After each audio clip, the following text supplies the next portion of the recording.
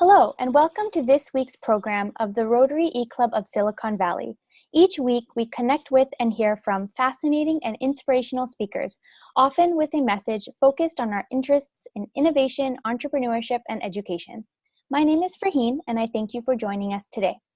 This week, we have Chris Castillo, who will be presenting us their work with Verity, Sonoma County's Rape Crisis, Trauma, and Healing Center. Chris earned her bachelor's degree in psychology from Sonoma State University, with external work for her master's degree in psychology. She has over 40 years of experience with nonprofit organizations in Sonoma County, working with diverse populations and cultures.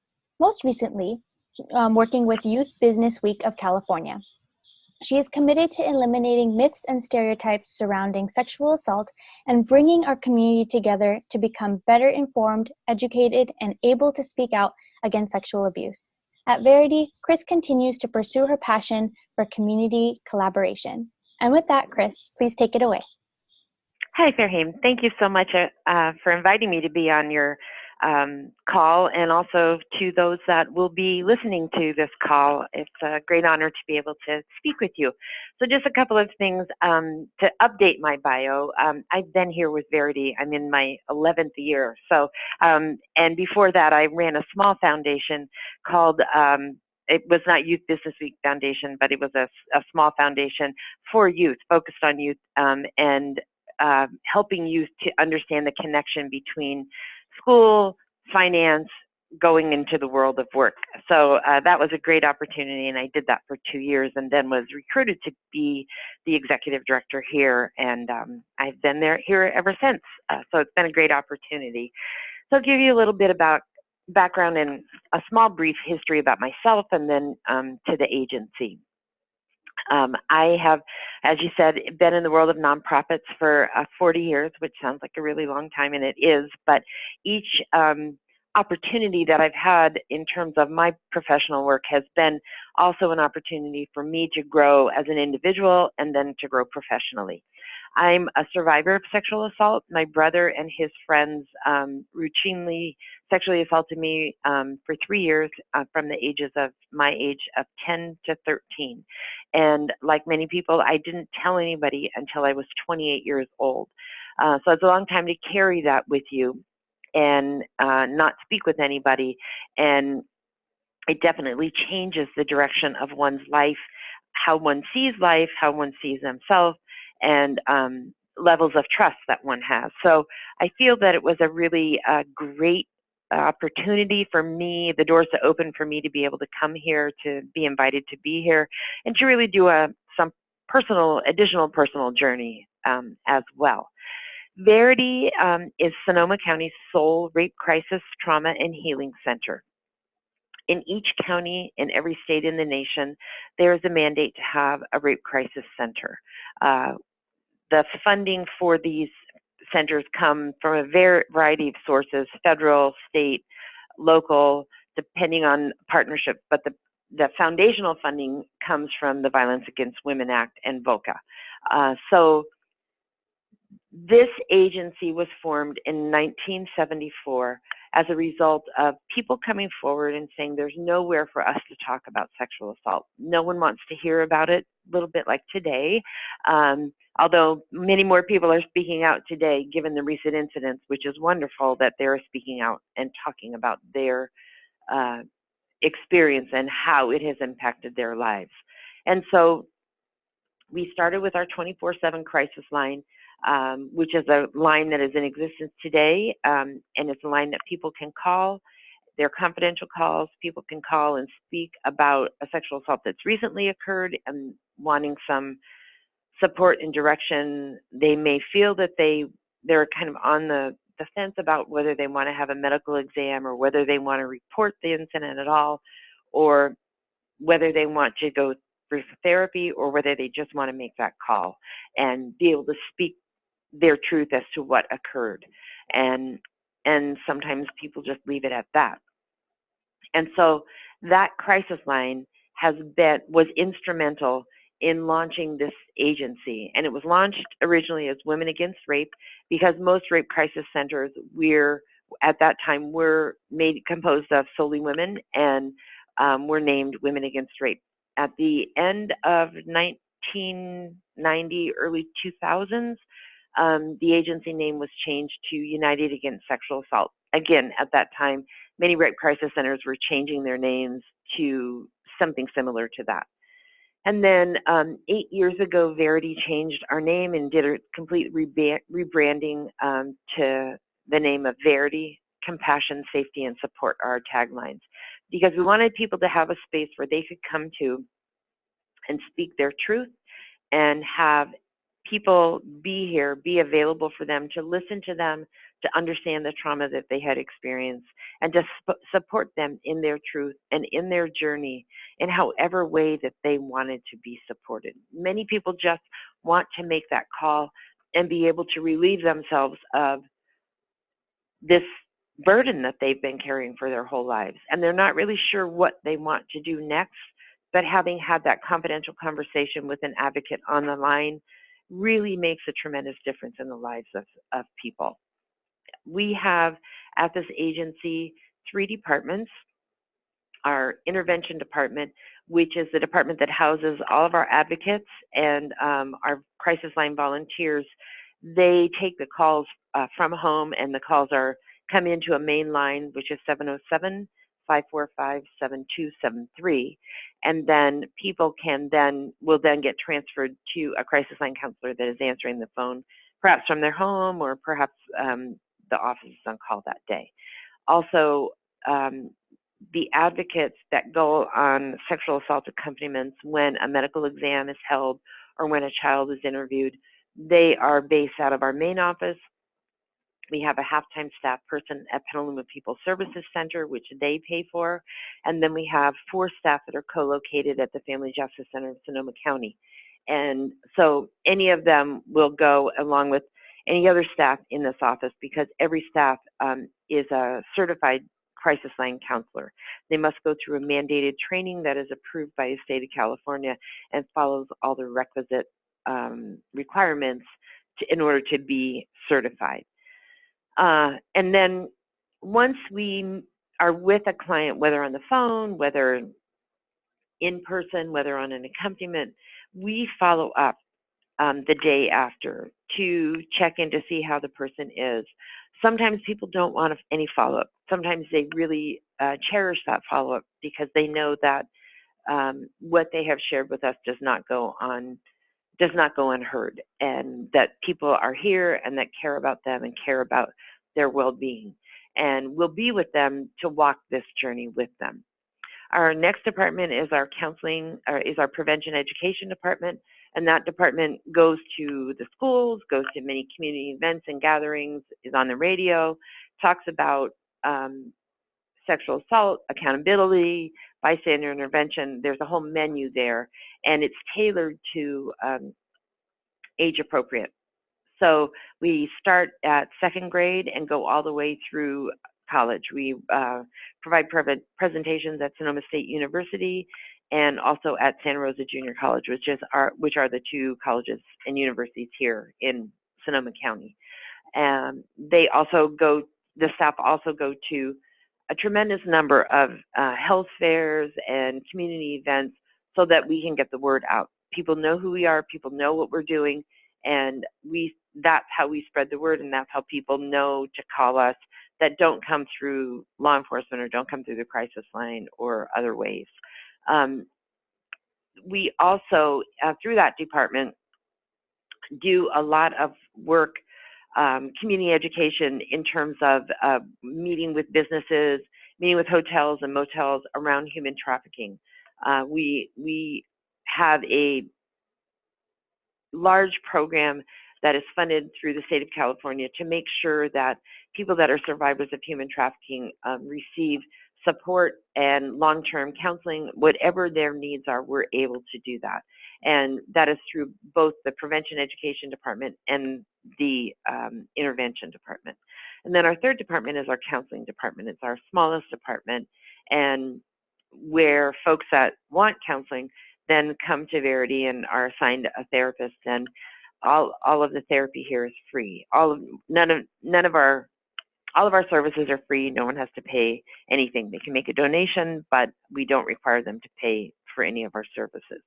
And counseling is critical for people that have experienced sexual assault or sexual violence, to be able to walk their journey, to be able to speak their truth as to what occurred to them, and to figure out, what are the next steps that they want to take. What do they see as their future?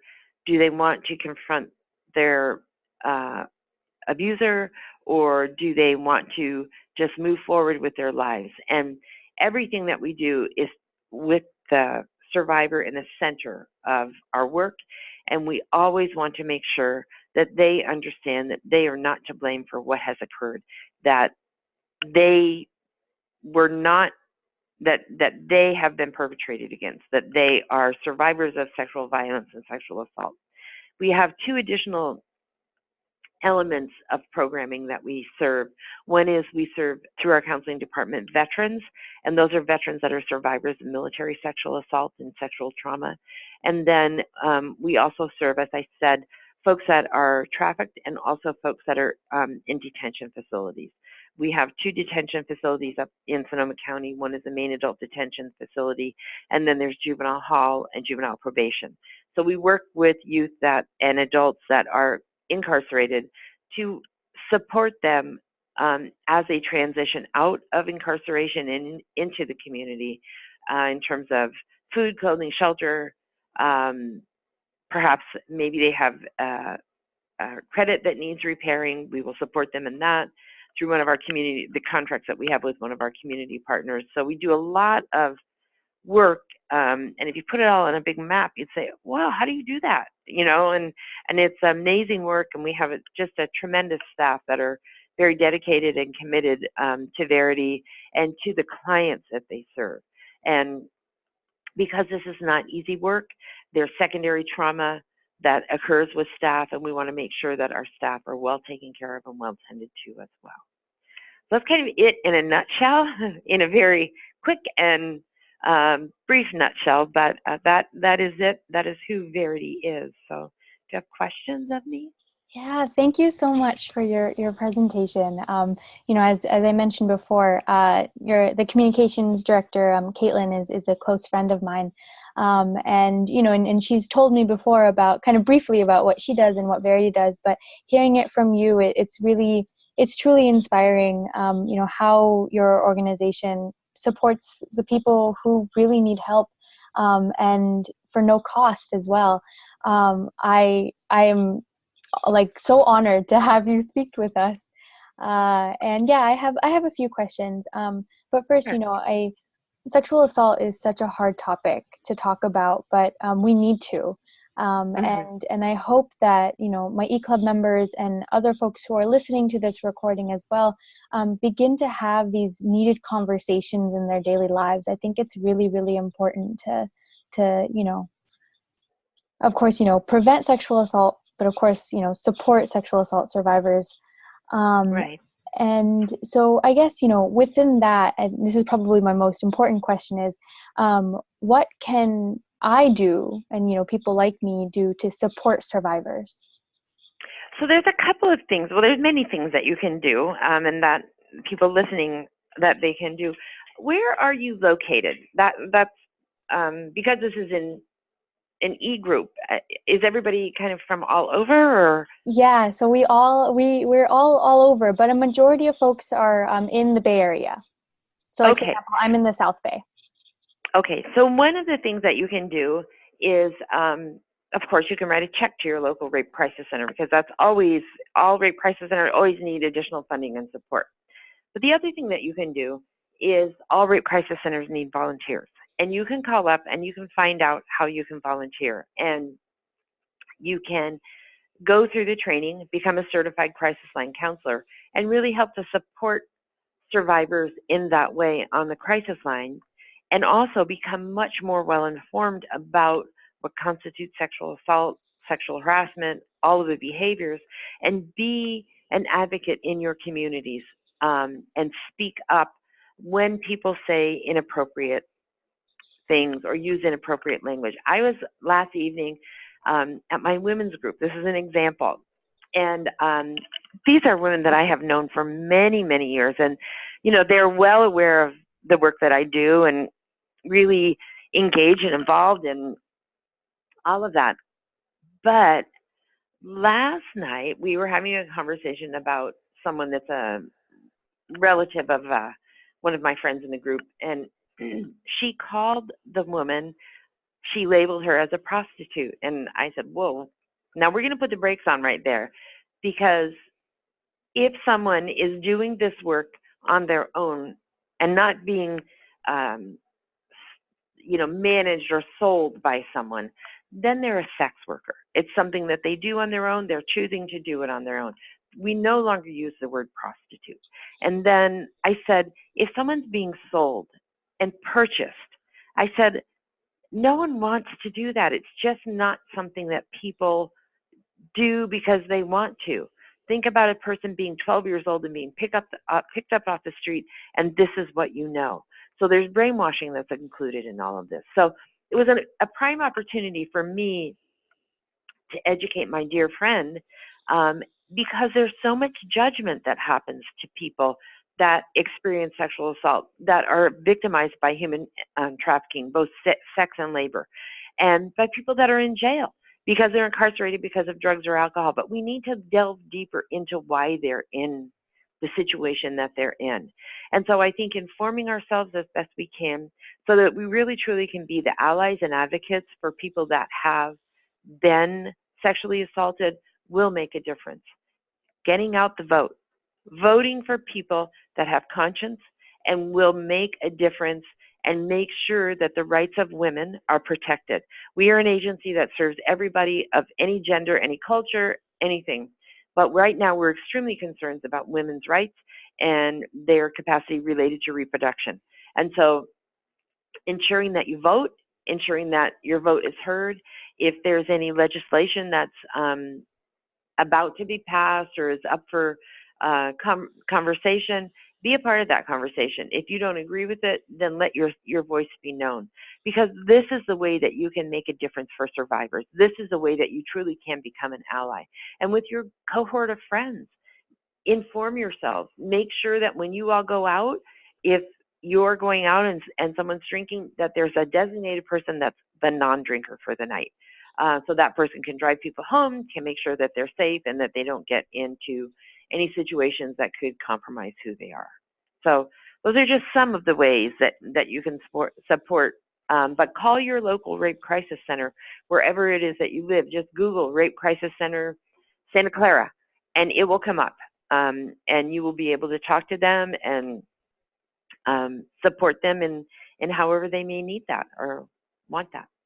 Phenomenal. Thank you. That's exactly what I wanted. Yeah. And I hope that, again, the folks listening can also support, their local crisis centers as well as Verity. And I guess you answered another question I had about the crisis line counselors. So can anyone be one? Yes. You have to be backgrounded. Everyone has to pass a FBI background. It's your fingerprinting and it's sent to FBI. But if you are not you're not charged with a crime, or you don't have felonies, or there's something that maybe occurred, 40 years ago that's not current, then we look at all of that. But yes, but you have to go through the training, and the training is pretty intensive and critical, but it's also an amazing way to learn about this. Yeah. Absolutely. Yeah. It's definitely something that I've always thought about doing, and maybe, from this conversation, it'll give me that push to be able to do it. Right. Yeah. Cause I know that it can be hard, but it's work that needs to be done. And hopefully one day we will no longer need it. Right. But, right. It is right now. We need many, many people to support this cause. And we need all of you out there using your voices and sharing your voices and making sure that survivors are heard and that their voices and their stories can be told. Absolutely. Absolutely. And I guess my last question would be, so you talked a little bit about funding. And so does the main funding come from the government? Well, we have a lot of funding sources. I'm working on that today. we have federal funding, we have state funding, and then we have local funding through our county probation department, and that's really focused on youth.